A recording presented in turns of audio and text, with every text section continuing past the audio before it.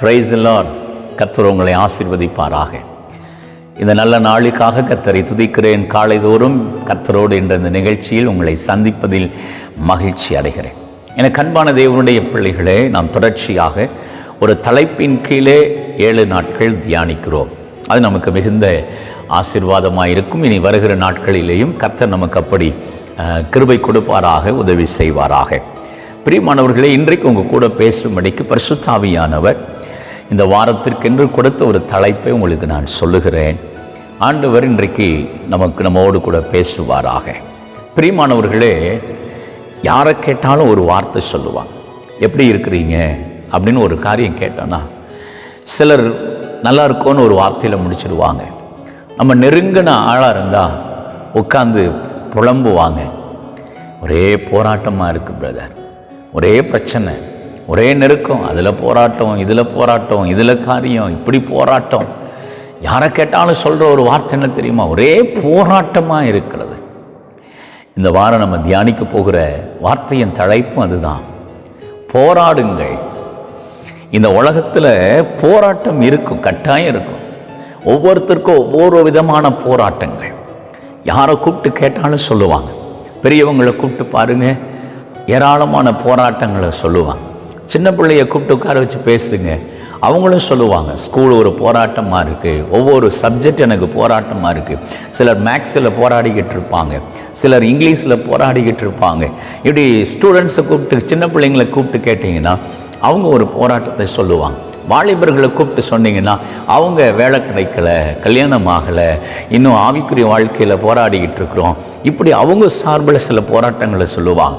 கல்யாணமாகி குடும்பஸ்தர்களாக இருக்கிறவங்கள கூப்பிட்டு கேளுங்க, குடும்பத்தை நடத்தணும், பிள்ளைக்கு அது வாங்கி கொடுக்கணும், பிள்ளையை படிக்க வைக்கணும், வேலைக்கு போய் வேலையில் இவ்வளோ பிரச்சனை, இப்படி அவங்க சில போராட்டங்களை சொல்லுவாங்க.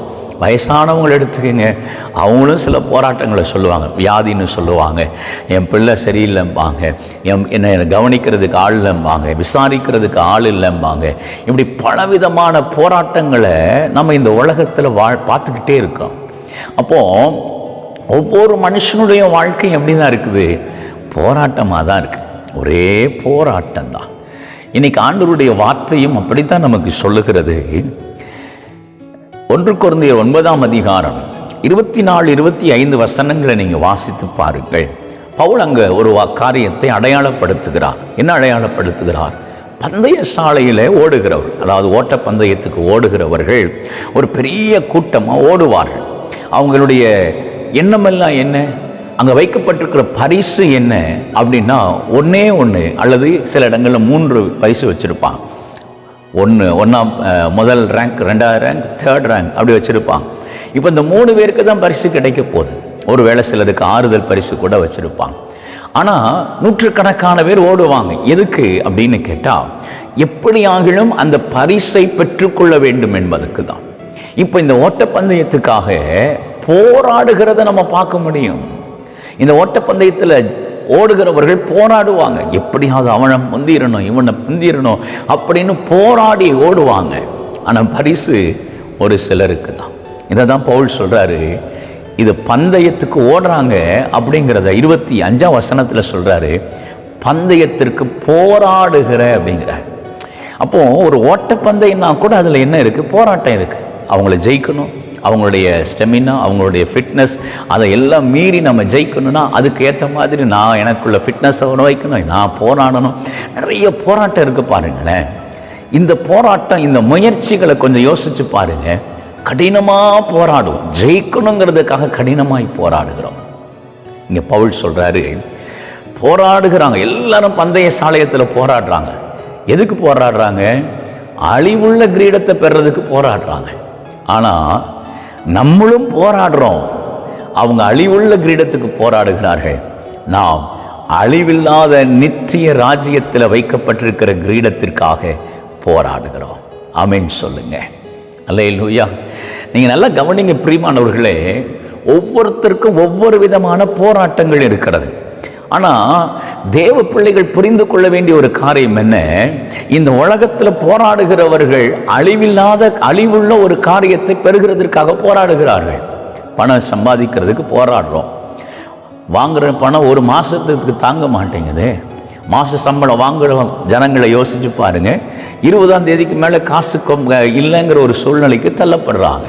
வார சம்பளம் வாங்குறவங்களையும் யோசிச்சு பாருங்க, டெய்லி சம்பளம் வாங்குற ஆட்களையும் யோசிச்சு பாருங்க. போராடுறாங்க பணம் சம்பாதிக்கிறதற்கு, ஆனால் உடனே அது தீர்ந்து போகிறது. அது அழிவுள்ள ஒன்று.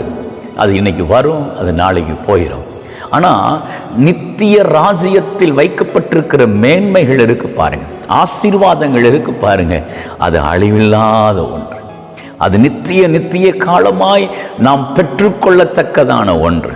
இப்போ பவுல் அதுதான் சொல்றாரு, நம்ம போராட வேண்டியது இந்த உலகத்தினுடைய காரியங்கள் இல்லை, நம்ம போராட வேண்டியது அழிவில்லாத நித்திய காரியத்திற்காக, பரலோக ராஜ்யத்திற்காக, பரலோகத்தில் வைக்கப்பட்டிருக்கிற ஆசீர்வாதத்திற்காக நம்ம போராட வேண்டியது ரொம்ப ரொம்ப ரொம்ப அவசியம். இன்னைக்கு யோசிச்சு பாருங்களேன், நம்முடைய போராட்டம் எதை நோக்கி இருக்கிறது அப்படிங்கிறது ரொம்ப முக்கியம். நம்ம எதுக்காக போராடிக்கிட்டு இருக்கிறோங்கிறது முக்கியம். போராடுங்கன்னு வசனம் இருக்கு. ஆனால் அழிவுள்ளதுக்கு நம்ம போராடுறோமா, அழிவில்லாத ராஜ்யத்துக்காக போராடுறோமாங்கிறது ரொம்ப முக்கியம். இன்னைக்கு யோசிச்சு பாருங்களேன், நம்ம போராட்டம் எதை நோக்கி இருக்கிறது? 2 தீமோத்தேயு 4ஆம் அதிகாரத்தில் பவுல் தீமோத்தேயுக்கு சொல்லும்போது சொல்றாரு, நான் நல்ல போராட்டத்தை போராடினேன், ஓட்டத்தை முடித்தேன், விசுவாசத்தை காத்து கொண்டேன், இது முதல் எனக்கு நீதியின் கிரீடம் வைக்கப்பட்டிருக்கிறது. நீ யோசிச்சு பாருங்களேன், தேவனுடைய வார்த்தைகளை கொஞ்சம் தியானித்து பாருங்களேன். அவர் சொல்ற காரியம், நல்ல போராட்டத்தை நான் போராடினேங்கிறார். அப்போ போராட்டத்திலையும் 2 வகை இருக்கா. நல்ல போராட்டம்னு ஒன்று இருக்கு. ஒரு போராட்டம் அழிவுள்ளதை கொண்டு வருகிறது, ஒரு போராட்டம் அழிவில்லாததை கொண்டு வருகிறது.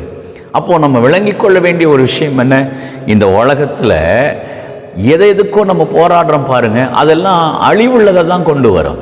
பணத்துக்காக போராடுறது, பொருளுக்காக போராடுறது, அதிகாரத்துக்காக போராடுறது, வேலைக்காக போராடுறது, கடன் பிரச்சனை மாற போராடுறது, இந்த போராட்டங்கள் எல்லாமே அழிவுள்ள ஒன்றைத்தான் பெற்றுக்கொள்ளும். ஆனால் நித்திய ராஜ்யத்திற்காக நாம் போராடுகிற ஆவிக்குரிய போராட்டம் இருக்கு பாருங்களேன், அது அழிவில்லாததை பெற்றுக்கொள்ளும். பவுல் சொல்றார்ல, ஆமாம், ஓட்டத்தை முடித்தேன், ஜெயமுடன் முடித்தேன், அதுக்காக நல்ல போராட்டத்தை போராடினேன். எனக்கு அன்பான தேவனுடைய பிள்ளைகளே, நாம் விளங்கி கொள்ள வேண்டிய ஒரு விஷயம் என்னென்னா, நம்ம போராட்டத்தை கொஞ்சம் மாற்றணும். நம்ம எதுக்கோ போராடிக்கிட்டு இருக்கோம்ல, அந்த போராட்டத்தை கொஞ்சம் மாற்றி ஆவிக்குரிய போராட்டங்கள் நமக்கு அவசியம். எதுக்கு வேதம் அழகாய் சொல்லுது. பவுல் அந்த அதிகாரத்தில் 25ஆவது வசனத்தில் சொல்கிறாரு, பெரும்படிக்கு அப்படி செய்கிறோம். எதுக்கு? பெற்றுக்கொள்ளுகிறதற்காக. ஏன்னா இன்றைக்கி கிறிஸ்துவ வாழ்க்கையில் நாம் ரட்சிக்கப்பட்டு உள்ளே வந்துட்டோம். ஆனால் அதுக்கப்புறம் நம்ம கொஞ்சம் யோசிக்க வேண்டிய விஷயம், நம்ம பெற்றுக்கொள்கிறதுக்காக போராடுறோமா? நமக்கு முன்பாக வைக்கப்பட்டிருக்கிற அழிவில்லாத நித்திய ராஜ்யத்தை சுதந்திரித்துக் கொள்கிறதுக்கு எவ்வளவு வேகமாக போராடுறோங்கிறது ரொம்ப முக்கியம் இல்லை? அதைத்தான் இன்றைக்கி ஆண்டு நம்ம கூட பேசுகிறேன். உலகத்துக்காக போராடினது போதும், பணத்துக்காக போராடினது போதும். நம்ம போராட வேண்டிய சில காரியங்கள் இருக்குது. நம்ம எதுக்கு போராடணும், ஏன் போராடணும், இதை குறித்த நமக்கு தெளிவு வந்துருச்சுன்னு வச்சுக்கோங்களேன், நம்ம போராட்ட களம் கொஞ்சம் மாறிடும். உங்கள் போராட்ட களங்கள் இன்றைக்கி மாறட்டும்னு உங்களுக்கு சொல்லி ஜெபிக்க விரும்புகிறேன்.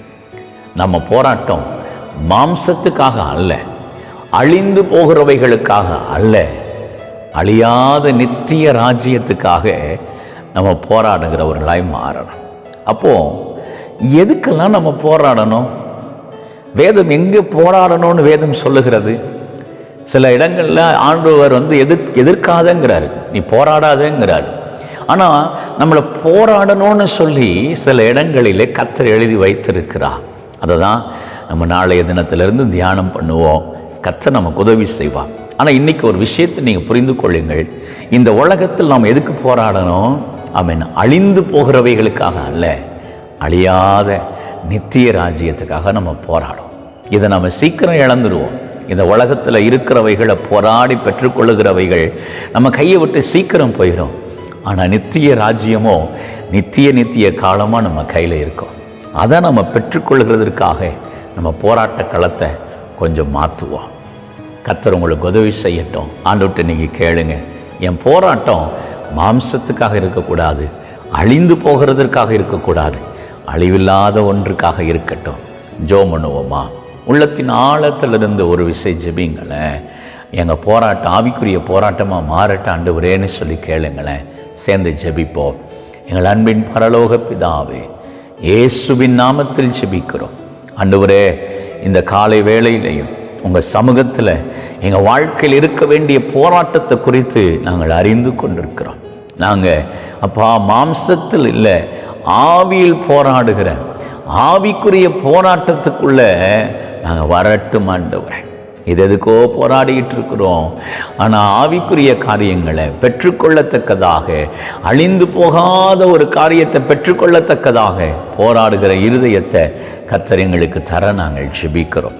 அப்படி நீர் செய்கிறதற்காக ஸ்தோத்திரம். ஆண்டவர் ஆசீர்வதி.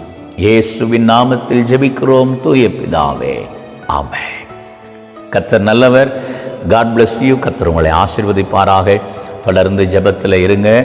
ஆண்டவர் இன்னைக்கு உங்களுடைய சிந்தனைகள் ஆவிக்குரிய மண்டலங்களில் ஒரு பெரிய மாற்றம் வரட்டும். நம்ம போராட்டம் மாம்சத்துக்குரியதுக்கு அல்ல, ஆவிக்குரியதாய் மாறட்டும். கர்த்தர் உங்களை ஆசீர்வதிப்பார். God bless you. ஆமென்.